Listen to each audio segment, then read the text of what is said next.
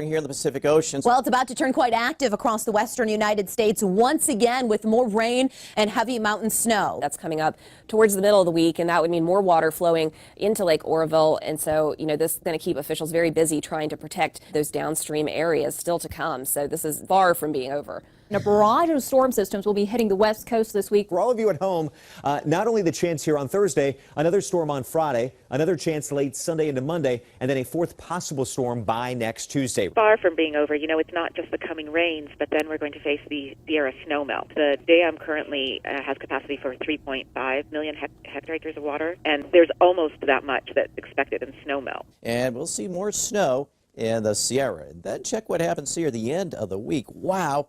Look at this system all wound up. Stay cool. This is a Thor News presentation. Thor News presents. Lake Oroville is the second largest in California. It lies north of Sacramento. As we all know, the heavy rains this year pushed Lake Oroville to nearly just busting. Of course, to add to the worry, the forecast of more winter storms this week really starts to crank up by the time we get to Wednesday into the end of the week as well. Crews are working tirelessly. Can they plug those holes and divert the water safely before Thursday? Check out San Francisco's forecast here. By Thursday, the rain is in, and it'll be heavy at times. But not only that chance of rain on Thursday, we'll keep the chance on Friday, Saturday, Sunday, and Monday. Now, the dam itself is intact and reported to be safe, so the main Oroville spillway is damaged but not at risk for failure. It is the emergency spillway that started showing some concern to officials on Sunday. The problem is that we're talking about a natural structure as opposed to a man-made one. So there's a little bit of uncertainty there. So the way the emergency spillway works is it goes into effect when the reservoir just naturally fills up too much and the water starts coming over the lip. It has a 30-foot piece of concrete that's the top of that structure, and then it's just the hillside. So it's meant to sort of direct water for 30 feet, and then it hits the hillside and directs itself. The problem is in that area where the concrete gives way to the land is starting to erode faster than anyone expected, and it's opened up a crevice there. The fear is that it will undermine the integrity of that 30 feet that's directing the water, and if that goes, then the water's just coming out. It's a flood. That's the fear right now. We'll get a lot of eyes on the problem now that we have a problem, and the problem is big, and we're responding. Yeah, so they're trying to go in there, I know today, really look at that main spillway and how much additional damage has been happened. There is a concerted effort to bring the water level down. But still releasing 110,000 cubic feet per second out of the spillway. Which is double what they were doing earlier in the week. So they've really ramped up the controlled release of water, and the goal is to drop it down to below the level that would be a threat if the 30 feet of the emergency spillway were to go. So they're really trying to drain off a large portion of the lake in a controlled fashion so that we just can keep it below where a failure threat could occur. Workers in Northern California are under a feverish deadline to prevent a catastrophic spillway failure. Trucks and helicopters are racing to dump enough rocks into an eroding auxiliary spillway to stabilize it. The latest things that we know are that the imminent threat has stopped. So the water has stopped coming over the top of the spillway by using the damaged spillway to release water. They've managed to drop the lake level down a number of feet so that it's not having the uncontrolled flow over the emergency spillway.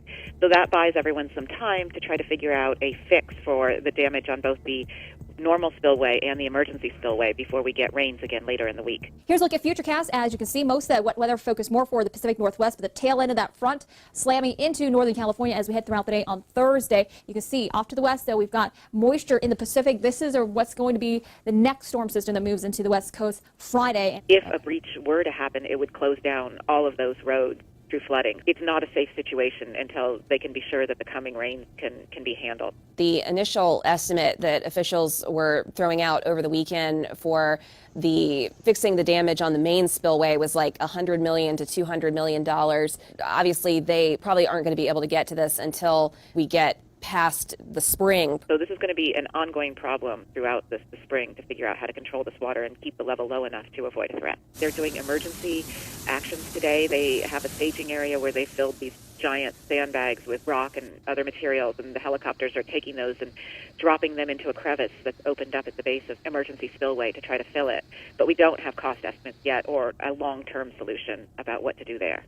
But the fear is that then later in the week, if the dam fills up again and we're not able to release water fast enough, it would again go to the emergency spillway, and that's what they're trying to avoid. The result of the situation so far, of course, mass evacuations downstream, thousands of people who would have no homes if the auxiliary spillway were to fail. The typical thing for Yuba City is, oh, it's a boring town. There's nothing to do here. Yesterday it felt like it was a town in a movie that would be playing in some apocalyptical movie kind of thing. We did get some good news on Tuesday out of Oroville, California. The nearly 200,000 people that were evacuated. Well, at first it didn't look like they might be able to return home anytime soon, but the evacuation orders were lessened a bit on Tuesday. Basically what this means is people can return home. They still have to prepare to possibly leave at a moment's notice. Still so much work to be done, though. Now, the dam itself is intact, and officials have been reassuring the public that they're confident it's going to stay that way. People are still really concerned about the additional storms that lie ahead. This is obviously an unbelievable challenge that nobody expected to be facing. And of course, the concern is with the storms that are still going to be moving through for the next few days and even into the early part of the coming week. The next storm system just getting ready to come on shore. Likely bringing the first wave of wet weather as we head through Thursday at 5:30. And then for the West Coast, another storm system arrives Friday. Up the mountain passes here, snow levels high, and we'll see the return of snow. Plenty of that up in the Sierra. So this is far from being over.